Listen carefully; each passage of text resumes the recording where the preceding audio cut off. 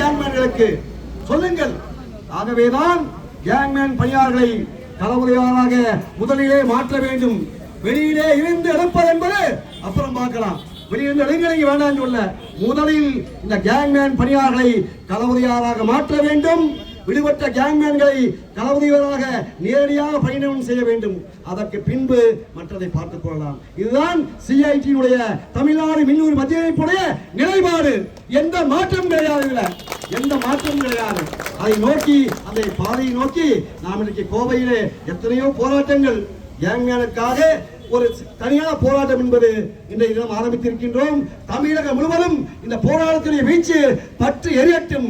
தேவைப்பட்டால் கேங்மேன் பணியாளருக்கு ஒரு விடியல் இல்லை என்று சொன்னால் தமிழகமே ஸ்தம்பிக்கின்ற போராட்டத்திற்கு செல்வோம் செல்வோம் செல்வோம் என கூறிக்கொண்டு வாய்ப்புக்கு நன்றி கூறி முடித்துக் கொள்கிறேன். நன்றி, வணக்கம்.